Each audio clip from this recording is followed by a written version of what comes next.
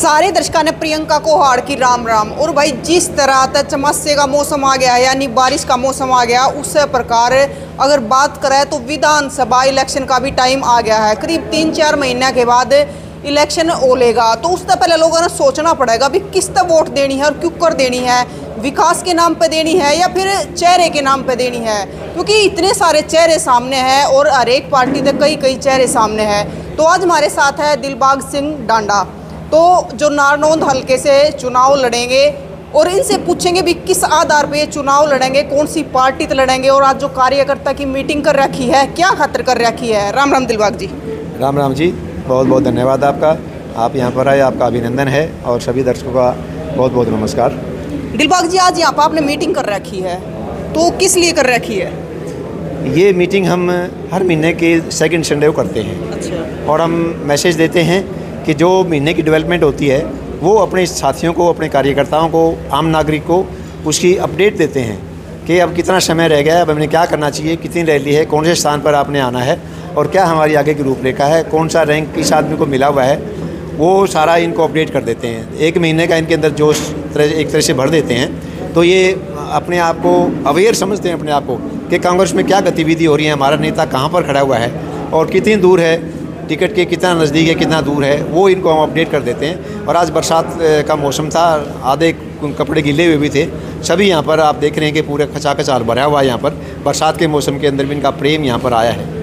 दिलबाग जी, जैसे आप कह रहे हो कि हम कार्यकर्ताओं से पूछते हैं कि आगे की रूपरेखा क्या रहेगी, तो कार्यकर्ता कभी ये भी बताते हैं आपको कि नारनौंद में कैसा विकास होना चाहिए, कितना विकास हुआ या आगे क्या करना है? हाँ, इन्हीं से मैंने फीडबैक लिया है, क्योंकि पहले मैं सरकारी अधिकारी था और 2017 के अंदर जैसे हम चीफ इंजीनियर रैंक से रिटायर हुए थे तो मैंने कांग्रेस पार्टी ज्वाइन की थी आदि रणदीप सिंह सुरजेवाला जी के उसके अंदर सानिध्य के अंदर। और उसके बाद हम रैली भी करी। फिर यहाँ के लोकल लैंग्वेज के अंदर जैसे आप का मैं सौभाग्य कि आप बहुत अच्छी तरह एक्सपर्ट हरियाणवी जानती भी हैं, तो ये लोग वाके मुझे बताते थे कि यहाँ पर बेरोज़गारी बहुत ज़्यादा है।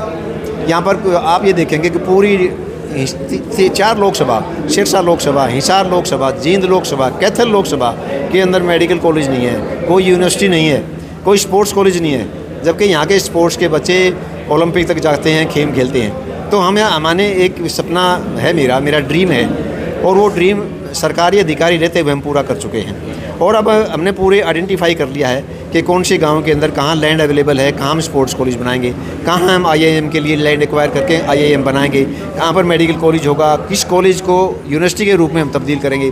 पुरातत्व विभाग का राखीगढ़ी के अंदर एक गवर्नमेंट ऑफ इंडिया के रडार के ऊपर आपने जानते भी होंगे, उनको हम अच्छी तरह डेवलप करेंगे। और जो बीच के इंटरनल रोड्स हैं, सर्विस रोड जैसे नारनौंद से लेकर उचाना तक है, इसको 4 लेन करेंगे ताकि ज़्यादा से ज़्यादा यहाँ पर देखने के लिए भी आएँ। यहाँ पर म्यूज़ियम भी होगा तो यकीनन यहाँ पर टूरिस्ट भी आएंगे। एक हब बनाएंगे, यहाँ पर नौकरी ज़्यादा मिलेगी और यहाँ के जो लोकल आदमी हैं जिनके मकान खाली हैं तो वहाँ पर नौकरी करने वाले पेशा लोग यहाँ पर रहेंगे, तो फाइनेंशियल रूप से भी उनकी थोड़ी सी सहायता मिलेगी।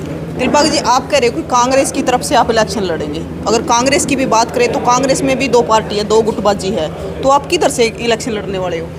देखिए, कांग्रेस के अंदर वैसे जैसे लोकसभा के अंदर हुआ, सर्वे हुआ, सर्वे के आधार के ऊपर जो जिताऊ कैंडिडेट था उनको टिकट मिल गया, अच्छा रिजल्ट रहा। 2019 के अंदर हम 0 पर थे, अब 5 आगे 50% कर गए।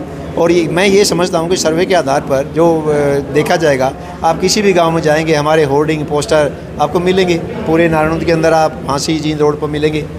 और मैनिफेस्टो कमेटी का मुझे मेंबर बनाया, HPCC के मेंबर बनाए, हम नेशनल कोऑर्डिनेटर बनाए। तो ये सारा सिस्टम जो है ना, कांग्रेस के शीर्ष नेता तो बैठ के ही फैसला लेता है, हाईकमांड ही फैसला लेता है। तो गुटबाजी वाली कोई बात ही नहीं है। जिसको जनता कहेगी ये जीत सकता है, उसी को नेता लोग टिकट देंगे। और टिकट की दावेदारी इसलिए हमारी बनती है कि मैंने जैसे आपको बताया भी हमारी प्रायोरिटी क्या रहेंगी। पूरे 5 साल के अंदर मैं पूरा आश्वस्त हूँ कि नारनौंद हल्के के अंदर कहीं भी सड़क टूटी हुई नज़र नहीं आएंगी। जो आज हमारे जींद हासी रोड का 5 साल से बुरा हाल है, आप ये देखेंगे 5 साल के अंदर इसको बहुत सुंदर हम सड़क बनाएंगे।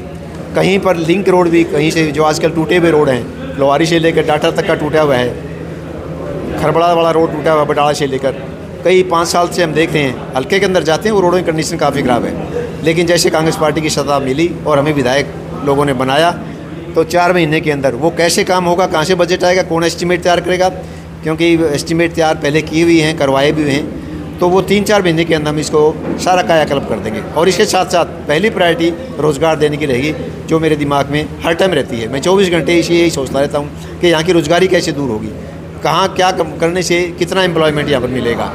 तो ये मेरी प्रायोरिटीज़ रहेगी। इन प्रायोरिटीज़ को देखते हुए जब मैं मेरी बुकलेट मैंने बनाई हुई है, वायरल कर रखी है, जो मैंने उनके आगे प्लेस करता हूँ सीनियर लीडर्स के आगे, तो वो देखते हैं, ध्यान से सुनते भी हैं कि आपने बहुत होमवर्क कर रखा है, मौला एजेंट बना रखे हैं, बूथ एजेंट बना रखे हैं, बूथ प्रमुख बना रखे हैं। अभी मैंने दिखाया था कि प्रमुख बना रखे हैं, मंडल अध्यक्ष बना रखे हैं, और पूरे कौन कौन किस वार्ड के ऊपर किस बूथ के अंदर किसकी ड्यूटीज होगी, ऐसे 20 कैंडिडेट्स को हर बूथ के ऊपर। नारायण के अंदर 221 बूथ हैं, हर बूथ के अंदर 20 आदमियों को हमने आइडेंटिफाई कर रखा है, सेलेक्ट कर रखा है, उनके फ़ोटो, उनके आईडी, उनके टेलीफोन नंबर, नाम, पिता का नाम, सब कुछ ये हमने पूरा होमवर्क करके यहाँ पर रखा हुआ है। और बाकी फील्ड में रहते हैं, आपने देख भी दिया आज बहुत अच्छी संख्या के अंदर यहाँ पर अपनी मर्जी से आए हैं। मैंने मैसेज डाला था और सभी आगे बरसात के अंदर। दिलबाग जी, देखो जिस विश्वास के साथ आप कह रहे हो कि मतलब आप सारा अपने एजेंडा तैयार कर लिया है, तो इस हिसाब से तो आपकी टिकट पक्की है फिर? मुझे लगता है कि 100% उम्मीदवारी मेरी बनती है। कांग्रेस ने ये भी देख लिया कि पिछली बार टिकट नहीं दी थी और हमने कांग्रेस कैंडिडेट को साथ दिया था, और अभी लोकसभा के अंदर अच्छे मार्जिन से नारनौंद विधानसभा से सबसे ज़्यादा 9 विधानसभाओं से भी ज़्यादा मार्जिन यहाँ का हुआ है। तन मन धन से यहाँ पर साथ दिया, और ये भी फैक्टर ज़रूर कंसीडर करेंगे टिकट बांटने इसमें। इन सब फैक्टर्स को देखते हुए मैं ये कह सकता हूँ कि मेरी 100% टिकट की दावेदारी बनती है।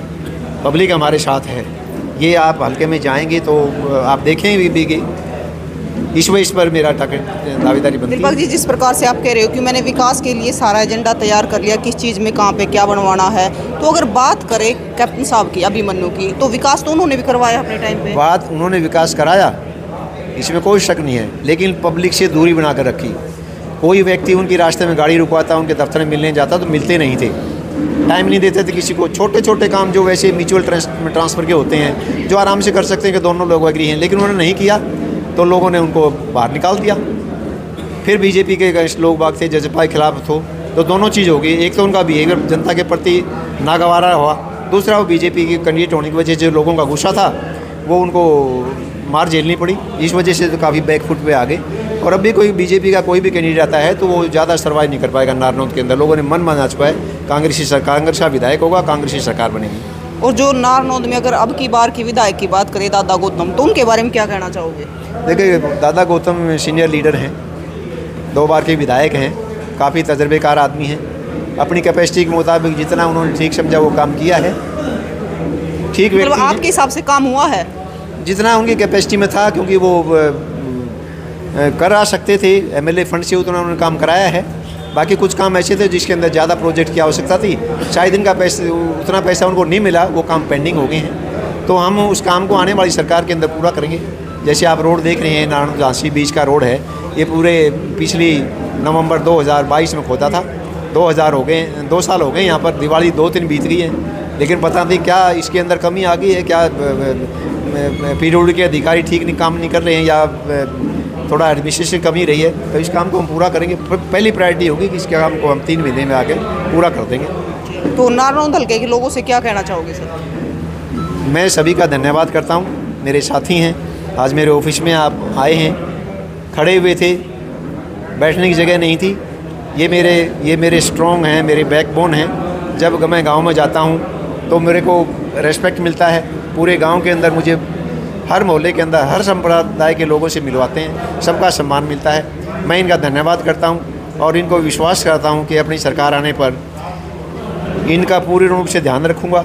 एक टेलीफोन रखता हूँ, पर्सनल टेलीफोन मेरा सबके पास है, दूसरा मेरे पास टेलीफोन नंबर नहीं है। रात के 11 बजे भी टेलीफोन करते हैं तो मैं टेलीफोन उठाता हूँ। ये खुश है मेरे काम से, मैं इनके काम से खुश हूँ। जैसा समय आएगा वैसा ये कार्यकर्ता खुद कहेंगे कि आपने काम किया है।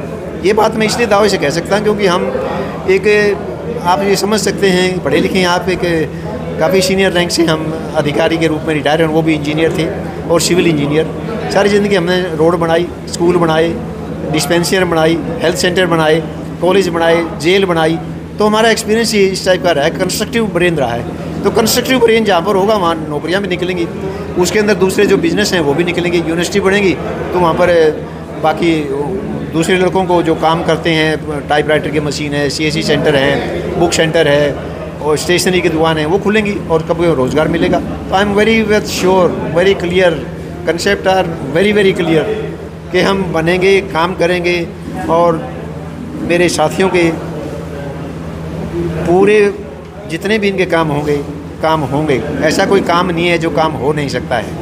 देखो दिलबाग जी, अगर नारनौंद विधानसभा से बात करें, अगर किसी और कैंडिडेट को कांग्रेस की टिकट मिलती है तो क्या आप निर्दलीय लड़ोगे?